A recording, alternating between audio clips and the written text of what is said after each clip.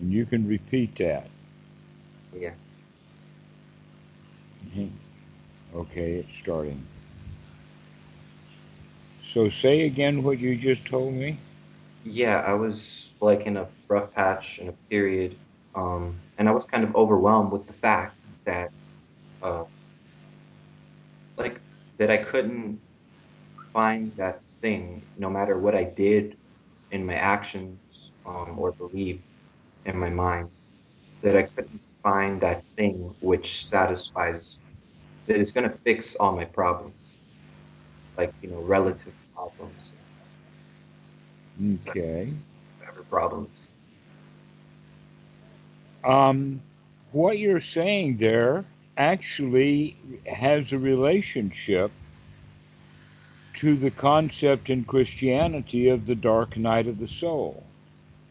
Yeah, and I'm a Christian. I used to be a Christian. Funny how I say it first. I'm a Christian. I was a Christian.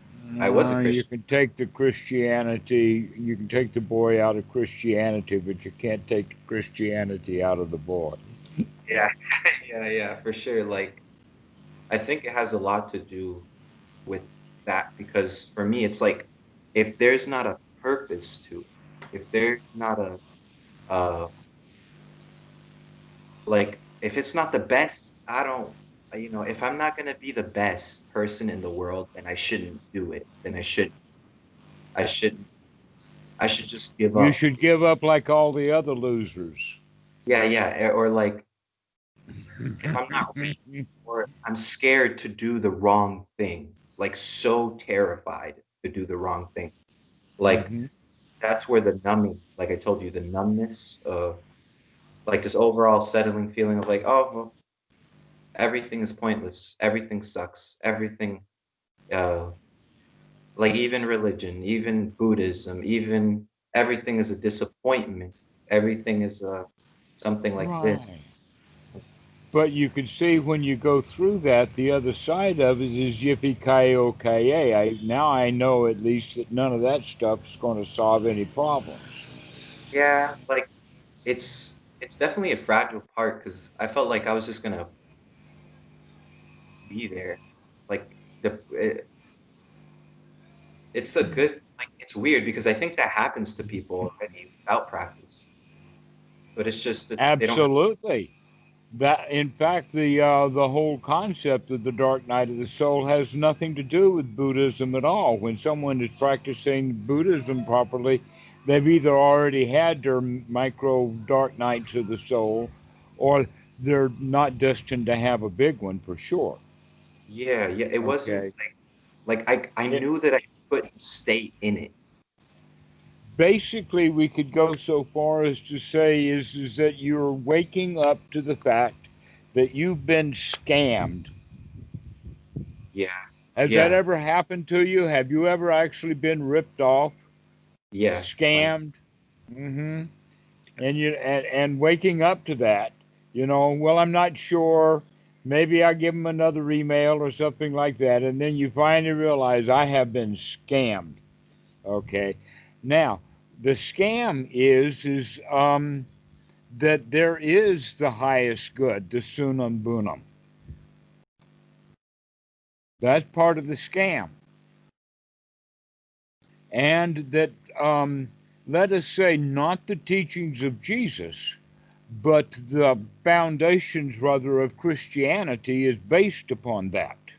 you said the highest good, right? Yeah, the highest good.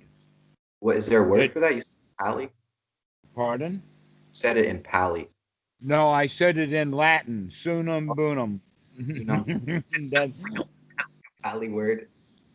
yeah, it's not, well, it's not at least a Pali concept. It's Roman Catholic Church, the highest good of the greatest good. Now, along with that is the idea that Christianity supports, which is that you can't do it on your own. You've got original sin. Your hands are dirty and you can't clean your own hands, and that you need a Savior.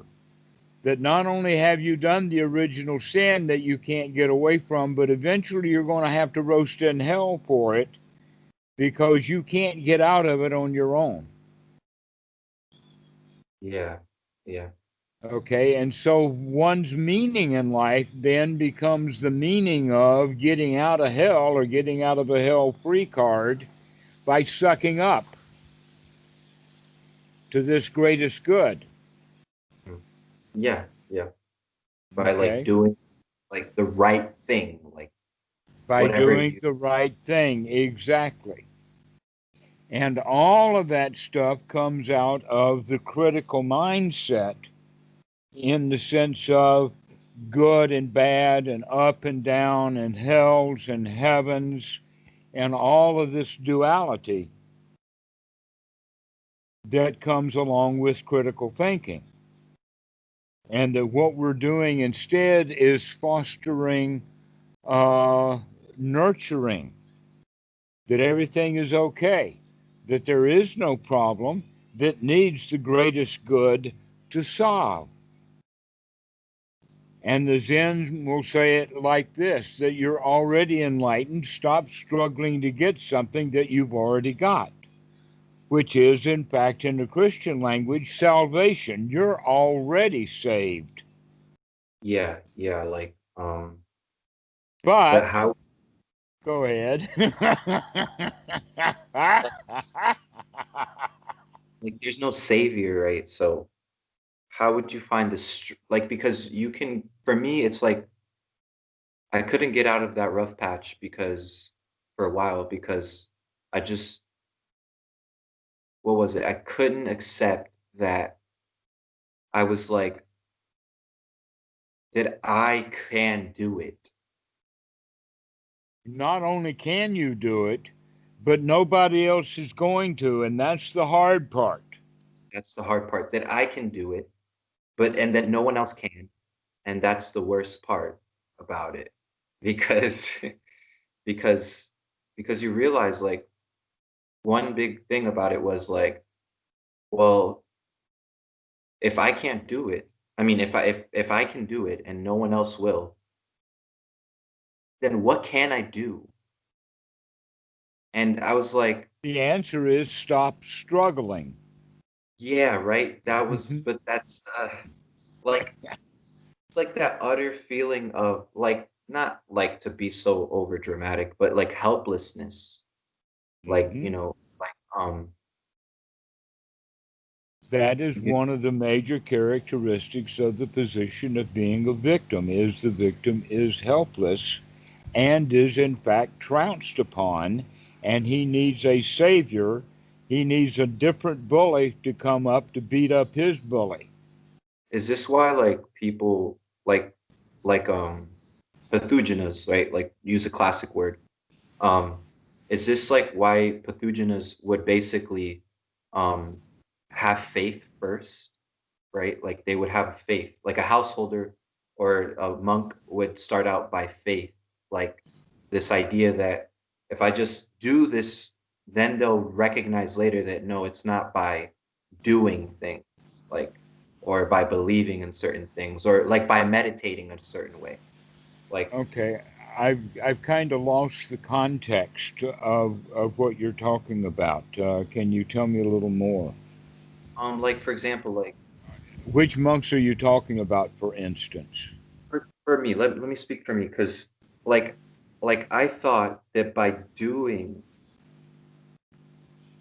like, it's almost funny because it's like so close to my face, like, but you can't really explain it. Like I didn't think that I was doing things. How do you say? I felt safe because I was doing the right things. Okay. But when you realize that you don't really have a basis or a foundation for the right thing, that gets really kind of like you don't know what the hell is happening. All you know. right.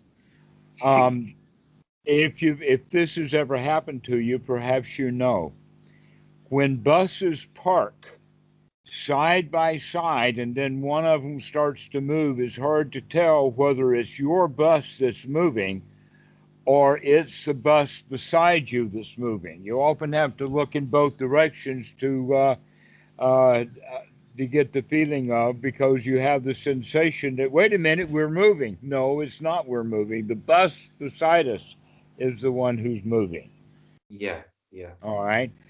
In that regard, what we're talking about is that the frame of reference that we have is, we can no longer rely upon it. Yeah. That we give children laws, precepts, and things like this, and try to enforce that on them with the idea that if you do good, you will get good results, and when you do bad, you will get bad results.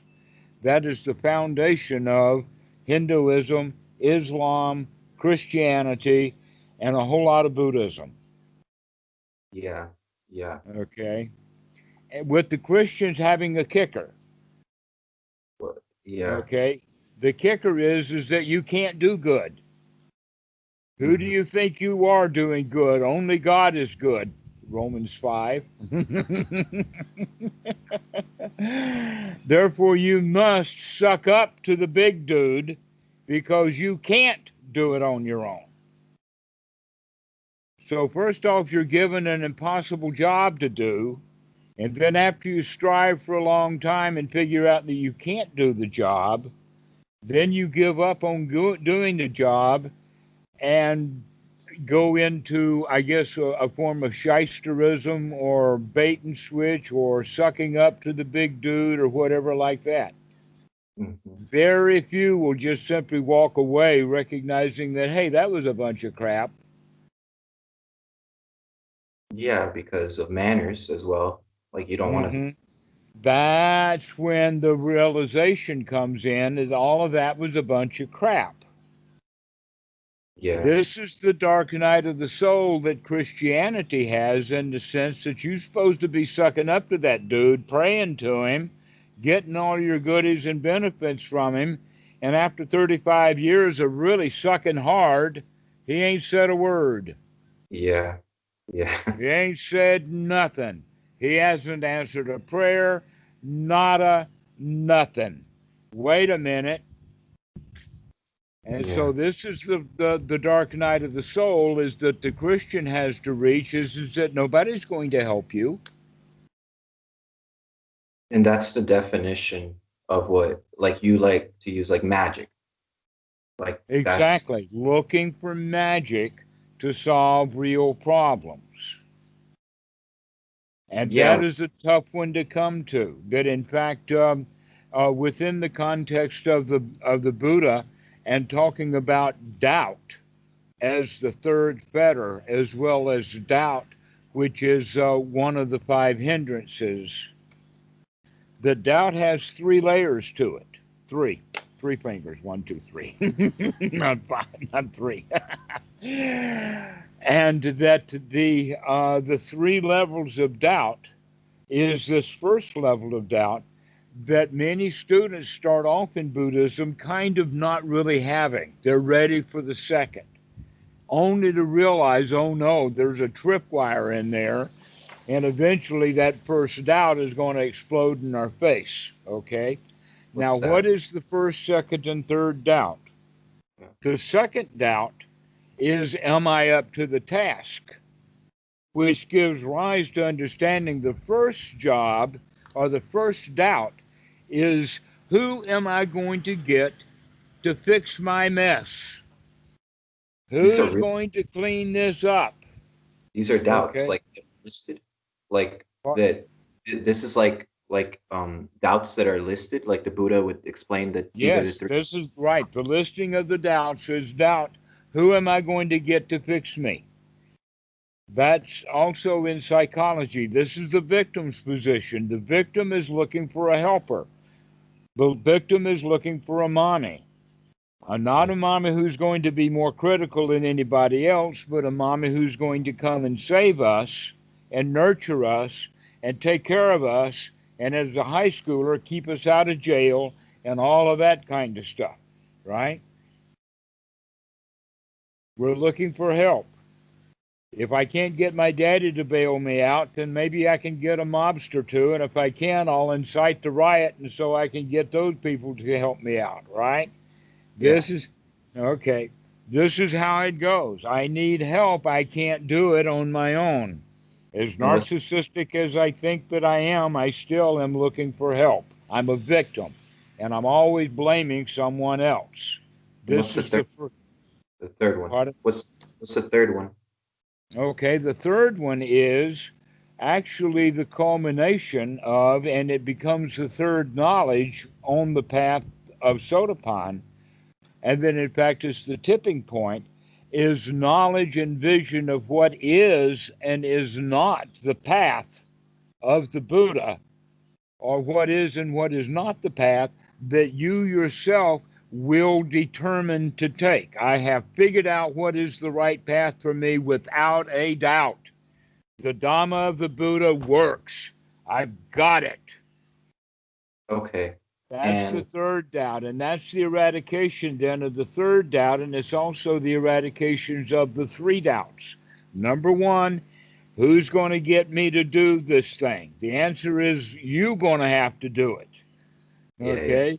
The second doubt is, am I up to the task? That becomes the first knowledge when we come to the conclusion with right um, attitude, I can do this. I Yeah, can like do it.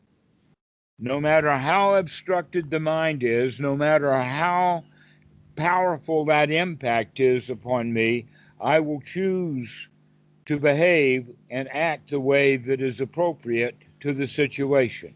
That I can wake up and see the way that things really are and behave accordingly. Okay? That's the second doubt, which is also the first knowledge. And when one takes on that one, when one eradicates that second doubt, we're on the path.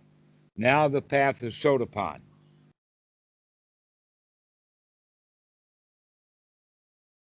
okay. So the part about like can you do it and um like that's the part where it's like it feels like it's a humongous challenge. Yes, and when we feel like that we're not up to the challenge, that's when we run back to the first doubt. Wait a minute, maybe I can't do it. Maybe I'm not up to the task. Who can I get to go do this for me? Can I go get a guru? Can I go buy a book? Can I go take a retreat? Can I go to this, that teacher or guru to get me out of my mess? The answer is nobody's going to get you out of your mess. You're going to have to get your own self out of the mess. And look at this, we've got the tools for you to develop the skills to do that. And the mess is this Your idea. life, Yeah. the, the mess. Like your life, and but that means like basically that which you try to maintain constantly through your efforts. Well, what you're trying to maintain is a sense of self or a sense of continuity. In fact, everything is subject to change, everything decays. The ship is not going to have a steady deck. You're out at the high seas, and this deck is not going to be flat because you want it to be flat. And when you say that there's no continuity, you mean like in the sense like because the thing that I've been observing is like coming to the realization that okay, like like it's just like that utter feeling of it's not even big. It's not like whoa, like it's like this slowly like withering away feeling. Like if you let it, like if you let it get to you, like it's like this like like dragged on melancholic kind of Hmm. like weary feeling. Well, that kind of feeling also comes from the disappointment that you didn't get the help that you were looking for. That melancholy is actually part of let us say, the sundown for the dark night of the soul. Yeah. Yeah. Okay. Is when you Like begin to realize, hey, I'm not going to get the help that I wanted. That baptism that I had didn't work. that's the That I hardest. did not go and sin no more. Well, that's the hardest part because you want to keep it up for some reason. Like it's a habit and such. But it's like, Exactly.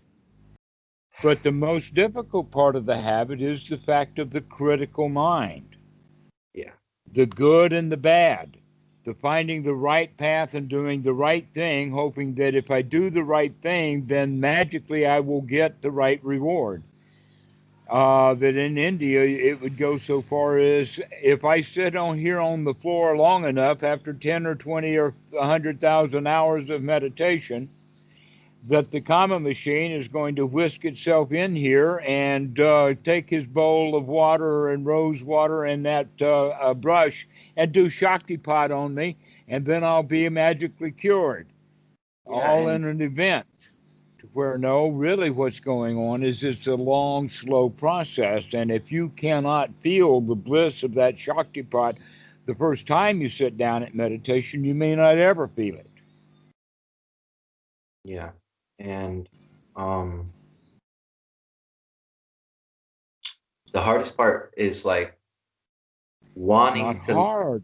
No, That well, again is the critical mind, well, wanting something you don't have and thinking getting it is hard, and you don't need anything. You're already okay.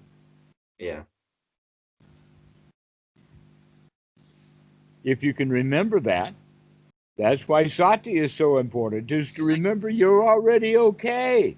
true. That's true. But it's like well, it's always true. Like, and it's like the older you get though, like, and it's like, or maybe it's because I'm going through all this now, but it's like the pressure is raised up. Like, um, where are you gonna go? What are you gonna live? What are you gonna do? How much money are you gonna make? What is your But purpose? you've been asking that question your whole life. Now you're more aware that you're asking the question. The pressure hasn't gone up, the awareness of it has. Yeah, like what's my purpose in life? Oh, what's my purpose in life? Oh, what's my purpose in life? Oh, what's my purpose in life? Guess what? There is no set destiny or purpose in life for anyone. That basically we follow our habit patterns, and our habit patterns decide what our purpose is. So born of karma, born of their Born, action. born of karma, born of past actions, born of ignorance and delusion. Okay. Once we wake up, the waking up is to realize that there is no destiny other than that which you create. There is no meaning in life except that which you create.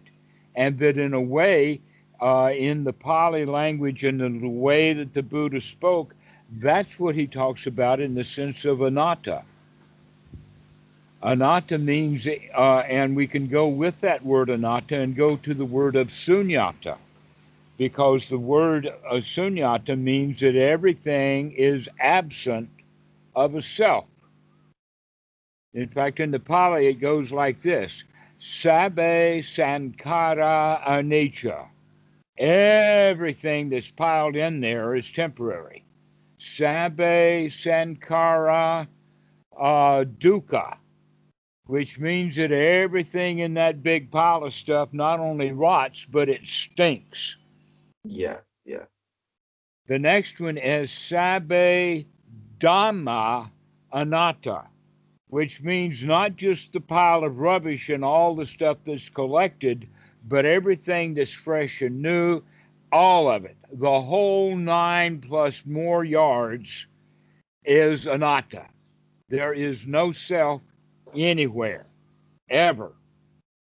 The self that is there is created out of ignorance, and it's the self that suffers.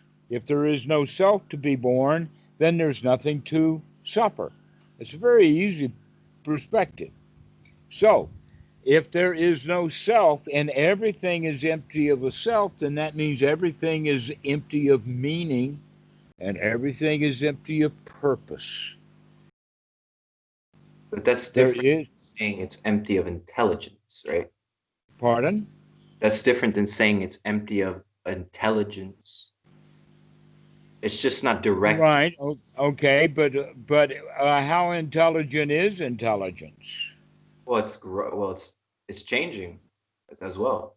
It's changing.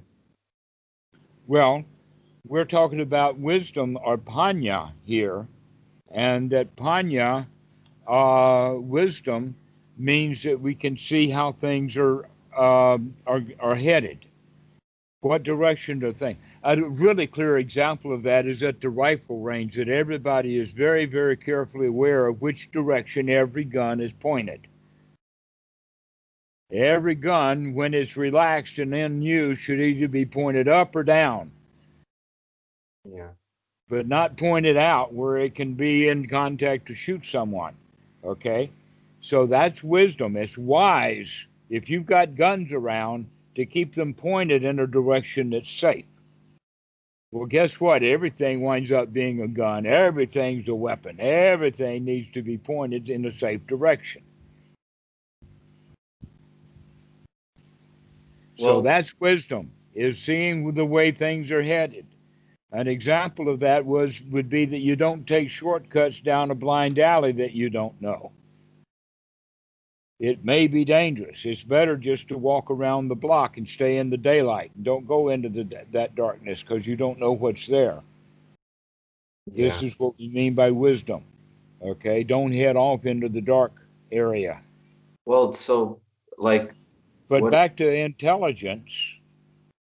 Intelligence then, intelligence itself has problematics, so we should actually stay better with the word wisdom. Basically, wisdom is, in fact, the investigation to look at what you're doing, Mhm. which is exactly the opposite of the ignorance or thinking that we already know and therefore we don't have to look. Yeah. And why do we don't have to look? Why do we think we know? Is because we've got this grand plan. We've got this meaning in life. We've got a purpose here. The Yeah. answer is no, you don't. You don't know what the purpose is. And things happen that, in fact, don't have a purpose other than a human intention. Okay. But there is no higher purpose to life. You can do anything you want to. The question is, are you going to enjoy yourself doing it? Most people will take on a high purpose, like becoming a politician or a preacher or something, and they wind up getting caught. Yeah. Why did they? What did they get caught at? They got caught at doing things that they thought would be extra beneficial because their calling in life wasn't enough. I got to steal money out of the plate also. Yeah. It's like the so the things that the Buddha taught aren't like they're not like objective claims.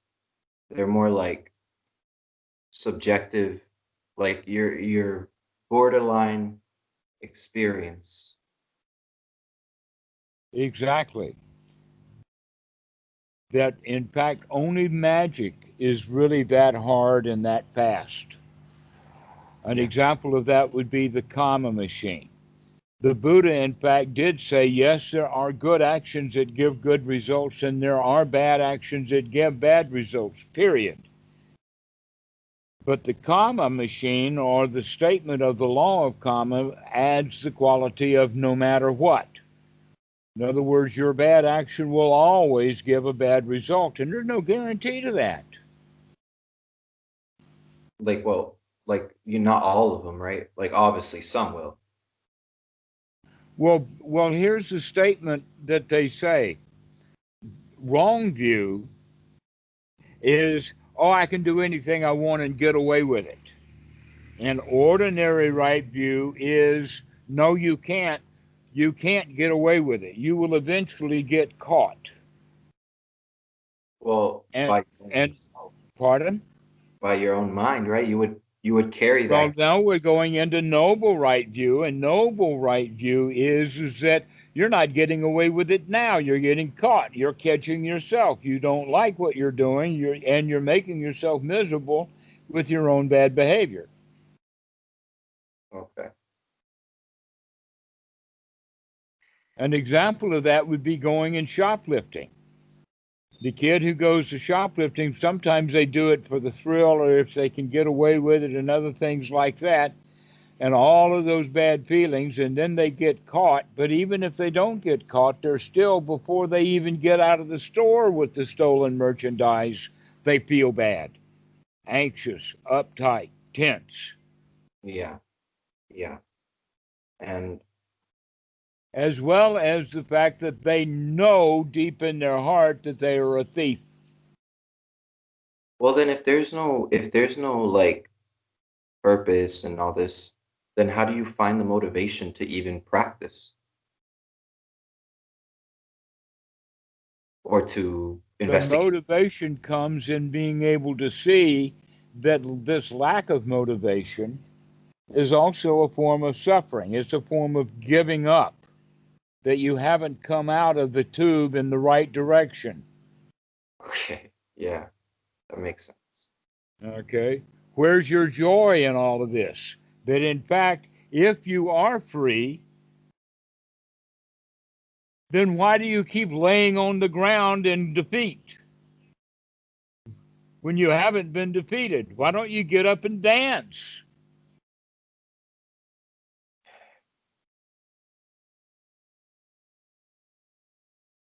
That's Enjoy funny. the freedom that you've got because you really are free. Mm. Free to do what? Free to do anything you want to do. Well, I don't know what I want to do. Well, that's the point, too. Okay, so go look at that. Because Well, now you're not free to do what you want to do because you don't even know what you want to do. And that's basically, the right way to look at it is there's nothing to do. There's no place to go. there is, yeah, like, And you can sit happily. Just enjoy your life. well, yeah, but Yeah, but you know what? Then you're not fulfilling some magical meaning, huh? I don't know. That's just obviously I know what you mean, and that's true.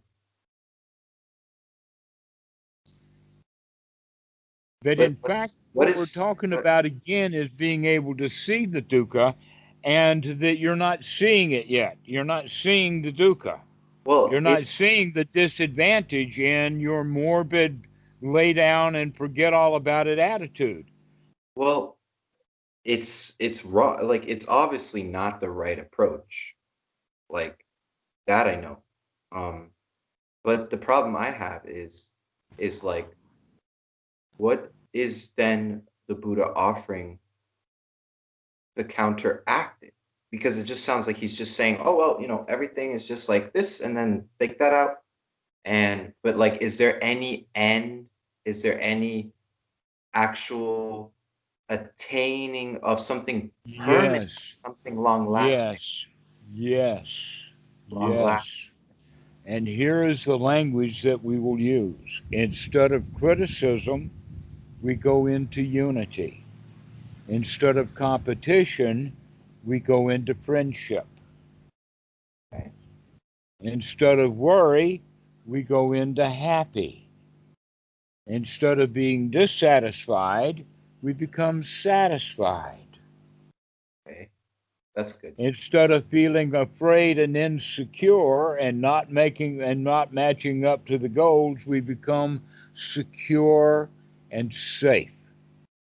So we wind up with the feelings of safety, security, satisfaction, success, friendship, wealth. Where are all these things coming from?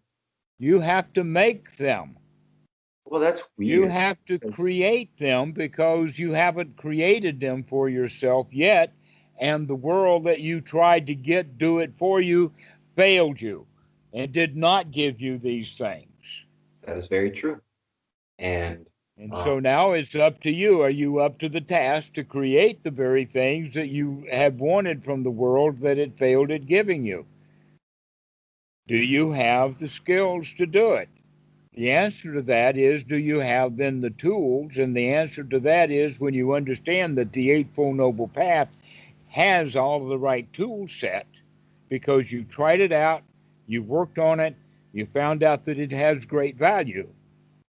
And so now confidence grows. This is not faith. Shraddha or Shraddha does not mean faith. Faith means I've got no evidence, but I'll believe it anyway. All I'm getting is the dog and pony show without the dog. And it's a one trick pony. Okay, and that's all we've got. And so that's what Christianity is built upon. It's built upon faith because they've got nothing to offer. yeah, yeah, This is not that. If there's anything, let me show you some of the things that Buddhism has to offer that you can take as not faith, but as growing confidence. Number one, you call me and you see what I'm like every time you talk to me. That yeah, I am not depressed. I am not laying on the floor. I am not complaining about the neighbor or the dogs or anything. yeah, Okay, so you know that that can be done. Number two, you know the reputation, or you have an inkling of the reputation that Bhikkhu Buddhadasa has in Thailand, and how well known and how the Thai people really love him for his openness about the Dhamma. Number three is not that the story of 50 million Frenchmen can be right, because 50 million Frenchmen all can be wrong. But look at the way that the fact that the teaching of the Buddha is widespread, and that many people get great benefit out of it, where Christianity generally does not follow the teachings of Jesus, but rather it follows the teachings of the church. And I'm not talking about the Roman Catholic Church, but rather looking for political power or gain or something like that in the name of religion, rather than actually following the teachings of Jesus. When I was in grade school, grammar school, when I was a really little kid, they talked about Jesus in the sense of um, nurturing. Jesus loves me, hmm yeah, that kind of thing. But by the time that kids are in high school, now they're studying Paul, yeah, and they're going after all the critical stuff and the Old Testaments and the wars and all of this kind of stuff. But if we stay with just the teachings of Jesus, which is to take care of the poor, Jesus was a socialist. And look how much the Republican Christian Party has hated socialism, where Jesus was a socialist. He was taking care of people. That's basically what we mean by friendship. Okay? So there's a lot of dichotomy that is built into the package of Christianity that has um, a lot of magical thinking in it, but it does have a foundation of good in the sense that without religion and without magical beliefs in karma and all of that, we would have never come out of, as a species, out of wrong view. We would have maintained a completely barbaric mafia warlord society where anyone can get killed at any time by his lieutenants. So we now have been able to get an orderly society because most of the people believe that they can't get away with it, that they will eventually have to pay the dues, yeah, right? So that's what builds society, and that's ordinary right view. And we need that right view in order to build a society. But now you are invited by the Dhamma to reach above that world, to raise above that world so that you can be free from the criticism that is there. It's all based in criticism. You do good, you do bad, you do right, you do wrong. And we're coming into the world of friendship, nurturing. Everything is okay. And in regard to wrongdoing, we take the route of rehabilitation rather than punishment. To rehabilitate means to get over it and to repent, as it were, to turn around. And But yet, what we do instead, and like what you're doing, is you just simply beat yourself to the ground. You're punishing yourself. well, yeah. I mean, it's just because, again, like, I don't know. It just becomes like a thing where it's like it's a never ending thing if you keep pushing it further and further, you know. If you keep feeding it. But do you, okay, never mind that I'm not going to go along with never ending, but I will go along with calling it recurring over and over and over and over and over again. Yeah. Okay? Imagine it's like, uh, have you ever seen the kids put spokes, put playing cards with clothespins on their wheels so that it makes a noise? I That think was something we did yeah. in the 50s. The point is that Yeah. on a circle, every time the circle goes around, something clap, clap, clap, Okay. clap, clap, clap as it runs around in that circle. Okay. And where every time that clap happens, we think it's there all the time. No, it only happens when the circle comes back around, right? If we slow down and stop spinning that circle, then it won't keep clap, clap, clap. It'll go clap, clap, clap, clap. Yeah. Okay. And but how is it like um so it's basically like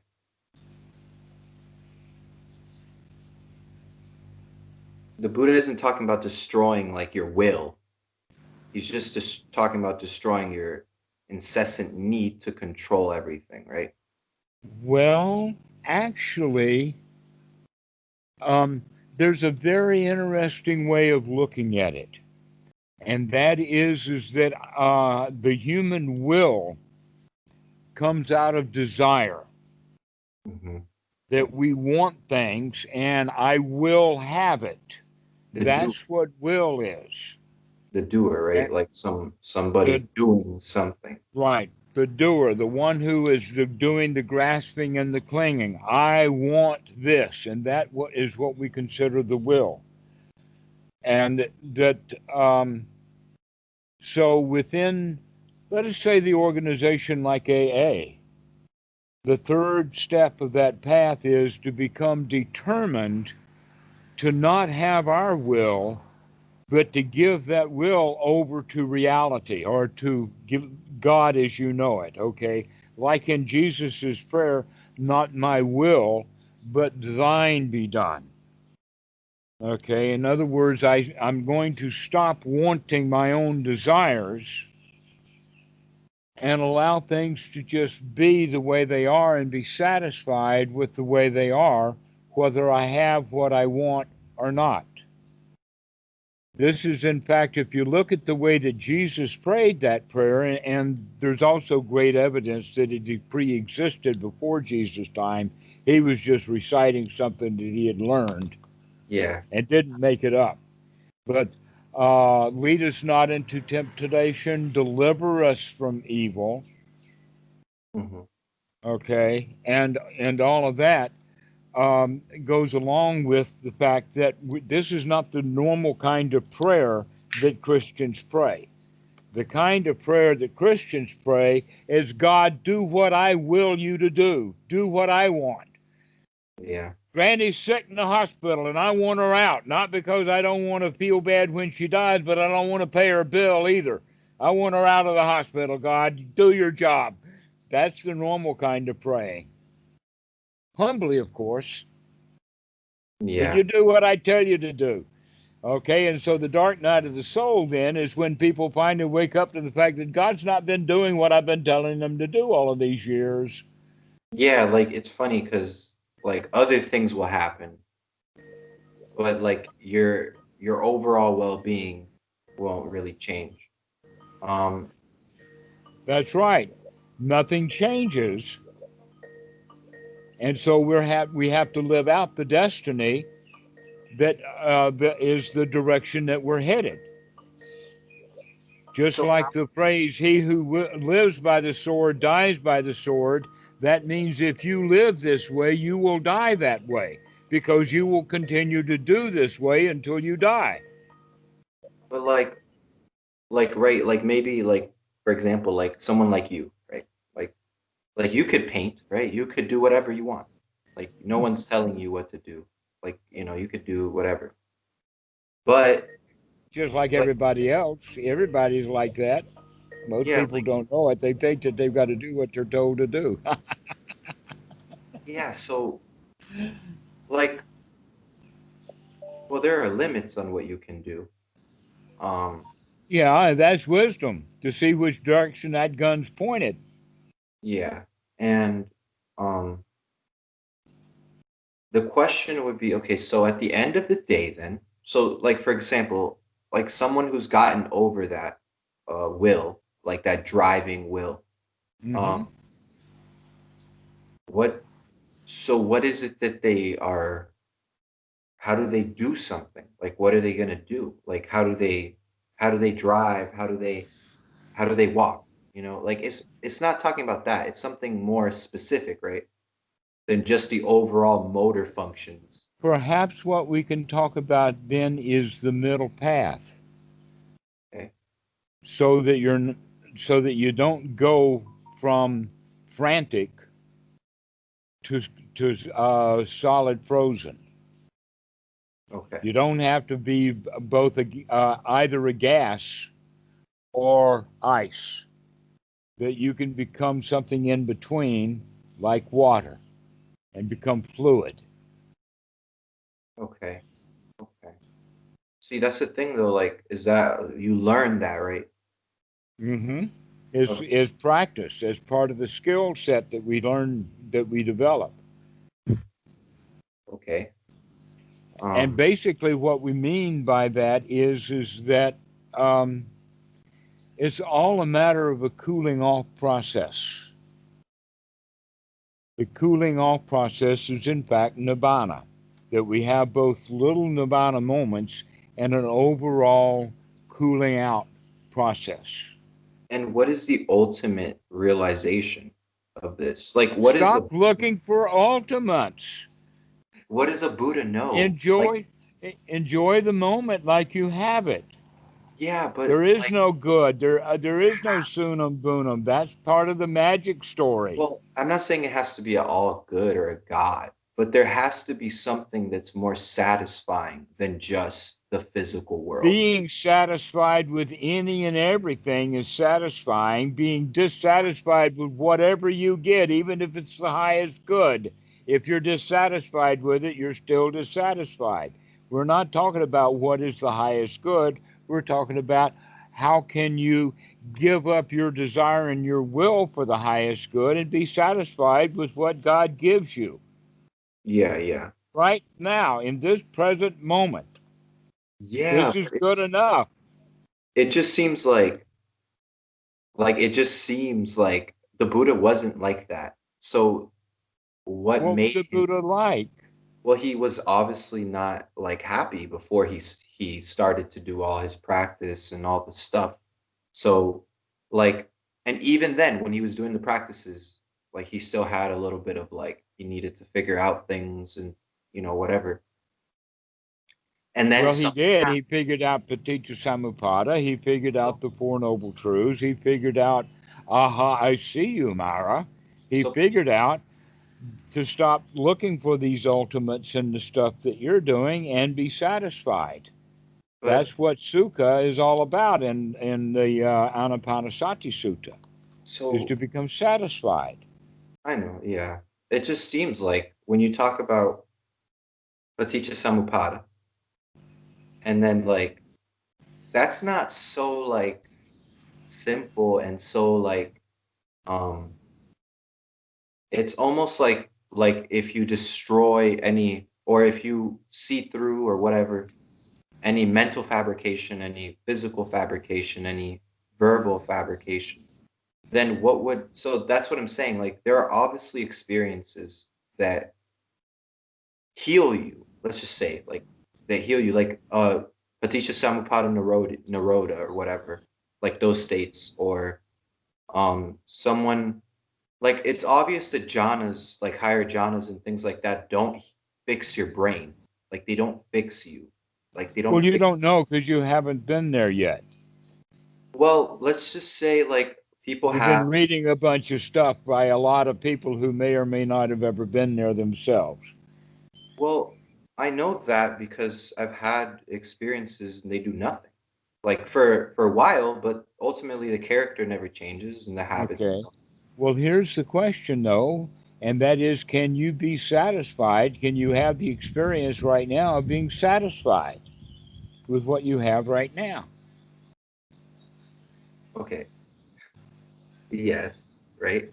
But the question, so like Paticca Samuppada, right? Like I don't know if this will make sense, like the way I word it, but I think it'll only make sense to you. Like Paticca Samuppada, um, is that how magic works?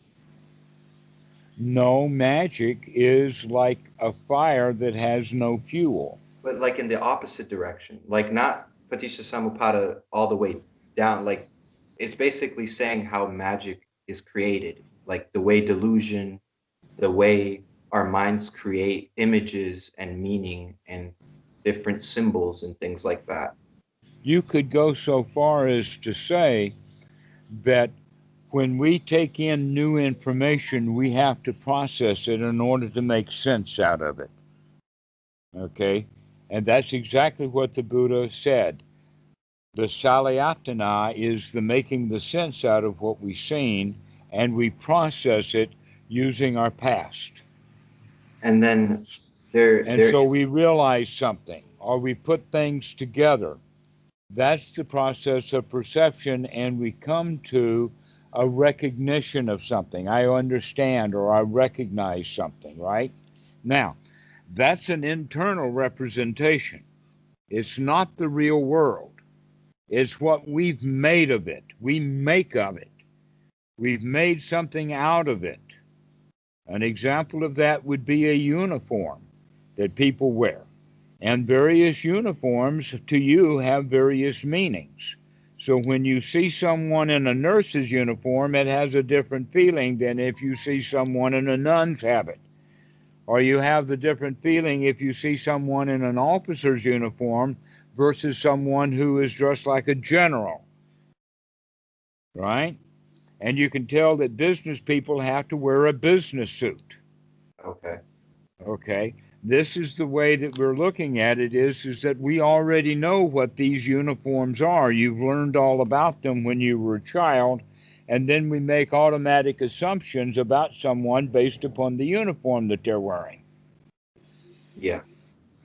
That in fact it goes so far as to have stories like the clothes make the man.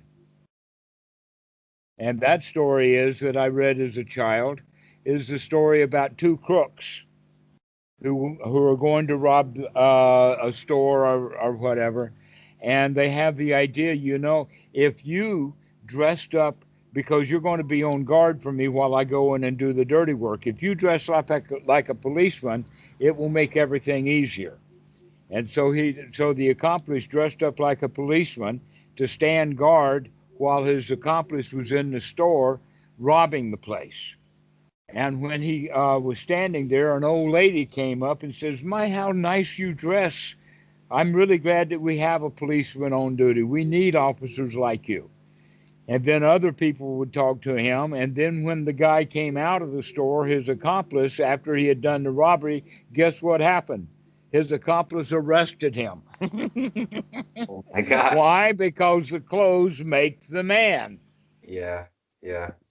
All right. And we do that with our perception. We see something and we make something out of it that's not real. So, a major way of looking at things then is that the distinction between what is actually real and what we want or what we make of it is dukkha. And that the closer these things are together, the less uh, dukkha you have, and the further away they are, then the more likely you're going to suffer greatly. That in fact, really delusional thinking is that they just cannot see reality. They're O- making up their own reality. Okay. That makes sense. That makes Okay. And we all do it all the time, and we do it every time that we become critical. Because the reality is God is not critical. The reality is that the universe is not critical. The universe is humming right along and can do with or without human beings. Thank you very much. The planet Earth is going to be good to go with or without humans. Yeah. It's the humans that keep wanting to fix things and change things and make it better and whatnot. And Well, we've come up to a certain point, but we haven't become noble with it. yeah, like yeah, for sure. And okay, so the basic kind of point is that don't try to look for answers so much and don't try to be so creative. Like in the sense of ultimate, yeah. Exactly. That's a worrisome thing, is to try to find out something that you don't have enough information about to know what you're looking for. That in fact, if there's anything that you really need to understand and see, is that everything is okay already. Yeah. Everything is fine. You do not need to go find that secret Easter egg in order to have a good Easter. Yeah. So, You can okay. have a fine Easter with your own self with or without the egg. That magic egg. Why does it feel like even thinking about it makes me frustrated because it's like the feeling it feels like Because this has been your whole job for your whole Christian existence. yeah. It's just like And I'm coming by and I'm poking a hole in this balloon you're trying to blow up. but why don't I just want to like why wouldn't it's like this deep kind of like I don't want to do that. Like I don't You don't I want to just do what? that's the whole thing. It's just like a basic a general like tone that like whenever I think about it, it's like that's the tone that comes up like oh Okay. no. Let's experience that for a moment. Let's go into that because this is a basic point of the hindrances. That I don't want it. That's a hindrance, right? It's a hindrance to you feeling really good. But where does it come from? Basically, the way that we experience it in the very beginning is when mommy tells us to do something and the kid doesn't want to do it. Yeah. And we get into that position with mommy. I don't want to go to town with you. I don't want to do my homework. And everything seems to become a chore in life. And so they keep promising you if you do what I tell you to do, there will be a reward at the end of it. Guess what? No reward. No Yeah. reward. And you Yes. know that. You've seen it over and over and over again. Okay, that's the ordinary right view. Is you do what you're told to do, but we wind up resenting it. Mm. And so now you're talking to the Buddha Dhamma, and the Buddha Dhamma is inviting you to come out of that, and you're saying, I don't want to come out of it. Well, but I I don't want you to tell me what to do. Well, we're not telling you what to do. That's the whole point. It's you that's telling you what to do that you're rebelling from. And we're Yeah, asking you to stop rebelling from the orders that you give yourself as you stop giving yourself orders that you're rebelling from. yeah, like that's the thing, like going through this kind of like spinning wheel or whatever, like coming to this conclusion of, well, obviously I don't want to want, like to have to, like I don't want to have to, like, and I don't want to, like, because that's where But ultimately, guess what? It's all that's the whole point is to coming out of that Christian mentality is that there is nobody there but you. And even that is delusional. yeah, yeah, at a certain That point, really there's nobody there. Only a human being with one part of his brain giving him orders and with another part of his brain rebelling against those orders. yeah. And the Buddha, I mean, so it's like he's not like this isn't really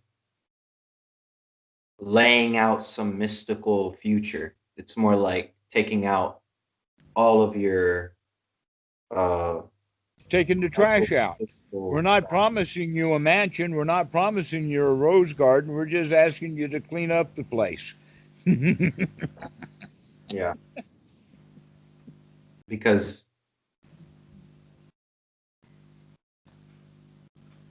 it's almost funny because I feel like if I it's like I went through that rough patch and then I stopped practicing, but I knew that I would get out of it because I was like, well, eventually I have to because I don't want to feel this way all of my life. Well, we So, even get tired and sick and tired of being sick and tired. We yeah. eventually get bored with being bored. And it was weird because like I felt like if I start to go at it again and like practice or whatever or do that, I just feel like like now I'm working directly with that. Like there's no more like um oh, you're practicing to get enlightened and enlightenment and this mystical quality. It's more like now it's like, bro, you're buried in this feeling of tension. Just stop. Like just relax and learn how to, like, it's like dealing directly with um just a sense this overwhelming feeling, or not overwhelming, but it like actually I like what like the quiet desperation can turn into that, but it's like an overall constricting feeling. um But you talk yourself into it. yeah, And you so starting to watch the fact that you're critical of yourself, that you keep demanding things of yourself. And yeah, this is what the Buddha calls Sila Bhatta Paramasa. It's the second fetter. Once you get over that there's no self, then you have to get over that there is no authority. There is no authority. There is no source for these rites, rules, and rituals and laws and regulations. That I just merely carry them around because of the habit, and I can set them down at any time. okay. It's like being way out in the wilderness, far, far, far from everything, looking for a bathroom. Well, all you have to do is just let it go. And we're out there looking for a bathroom. Why? Because we've been trained in our society that you got to go into the bath. You can't just do it here on the floor. Well, guess what? There's no floor. Huh. So because okay, let's say like I like before like I get on a like I get boom, like it just feels like like at some point, like there's this tipping point where it's like you're either gonna keep going or you're gonna crash again. And That tipping point will be there moment by moment all the time. It's a choice that you have to consistently make over and over and over again. Am I going to go by the unwholesome old bad habits? of criticizing myself and feeling bad? Or am I going to go with the new way of seeing that stuff, throwing it out, recognize it as unwholesome, and start to nourish myself instead? Your choice every moment.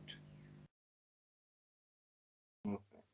And when you start to nurture yourself, you begin to like it a lot. And then you say, I don't meditate to get enlightened. I meditate because I'm already enlightened. Or another way of saying it is that I meditate because I like it. Nice. Good stuff. Great benefit. But that's, yeah, I understand that. Yeah.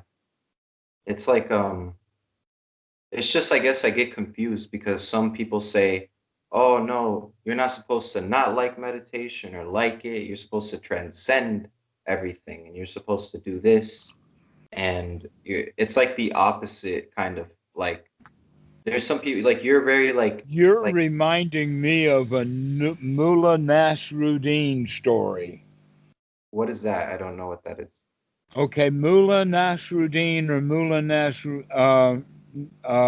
Mullah, you know the word Mullah. Uh, Nasruddin or not so strong, Nasruddin. It's a collection of Aesop like stories or fables in the Islamic tradition. Okay, and so there's many stories in there, but the one that you're reminding me of is the story of the old man who is going to go sell the donkey. And he's got to go out of the mountains down to the valley to sell the donkey. And he takes his young son with him, or maybe he's the grandfather and the grandson. And along the way, various people stop and give them advice. One group uh, says, well, why do you have this poor child walk and you ride on the donkey? Why don't you let the child ride on the donkey? And so the old man gets off the donkey and puts the child on the donkey, and now the little child is taking the donkey, and the old man is walking. And then he meets somebody else and says, "Why don't you both ride the donkey?" Well, why? But and then another one would come by and he says, "Why? Why are either one? You're going to sell this donkey. Don't wear him out. You should both walk to town." Well, when he was walking with when they were riding with both of them, it was pretty treacherous. They slipped and fell into the creek, and the donkey drowned, and so did but the man and the son came out. And the boy said, "Well, what happened?" And the man says, "See what we get by following everybody's orders. We did everything that anybody said to do, and it always got screwed up, right?" Yeah. That's the same thing with meditation. There are so many different books with so many different authors and so many different ways to do it, where in fact the Buddha only had one meditation, and that was anapanasati. Bhikkhu Buddhadasa makes a very, very big point of that, and of all the suttas that I've read, I have never heard of anything about it other than that anapanasati is practiced for the fulfillment of the four foundations of mindfulness. The four foundations of mindfulness um, are developed for the fulfillment of the Sambhojana, for the seven factors of enlightenment. That's the path of the Buddha. But look at how many Westerners have propped themselves up with a book here and there and become famous about being a master meditation teacher. Yeah. It's more like I actually got this from a monk, and he's more like uh he's so different from your like approach, or it's like he's more about like freaking you out, like, yeah, like pushing it in your face, like, like, stop So does meditating, that stop mean that he's meditating. pushing it at his own pace? Maybe. But he's very, very true though. Like, why do you meditate? Do you meditate to escape from everything, or are you like why? Like, he's very like why oriented, like investigate. Don't just do things for the sake of, like, Right, exactly. And for the sake of means for the sake of the rules, or the sake of we've been doing it that way, or the forsake of the attachment to rites, rules, and rituals, which the Buddha calls sila bhatta paramasa. So if this monk is really heavy on that, that's great. He needs to do that for a few years in order to get it out of his system. Yeah, yeah. He's quite profound in his understanding, but he's just very like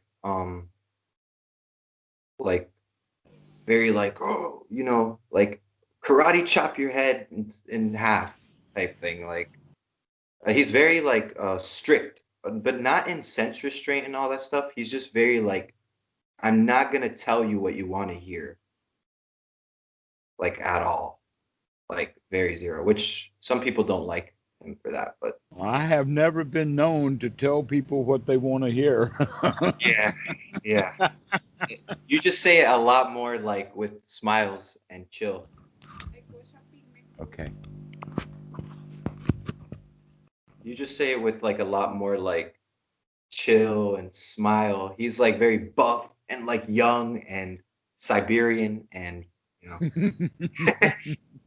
um has a tattoo right here. Oh, well, we should introduce step 10 of Anapanasati to him to gladden the mind, to Yeah. brighten it up, to come up. Yeah, I think I understand now though. Like I think I just kind of like saw something and then I just kind of got lost in it or my That interpretation. happens from time to time. There's various pitfalls. Congratulations, you fell in a ditch. Now you can pick yourself up, dust yourself off, and boogie on down the path. Yeah, yeah, yeah. I mean, I'm okay. Yeah, it's funny because Yeah, I you're was about good. to ask you, like, I was about to ask you, did I do something wrong? But I was like, no, I didn't do anything wrong. I just, No, no, you're good. You're fine. That's just part of the process. yeah, okay. One more question. One more question. All right. Like, One more. how do you deal though with the freedom? Like, okay, you can do whatever you want, but what if you still have unhealthy habits and unhealthy Look desires? at them. Look at them. Watch them. Yeah. Okay. Investigate them. Recognize that they are, in fact, unhealthy, unwholesome, and they have dangers. Yeah. Okay. No And problem. then you can make a choice about whether you're going to do it or not. Rather than just blindly following them, investigate them. Figure out, is this what I want to do or not? Okay. Okay. Perfect. No problem. All right. Well, we'll see you later.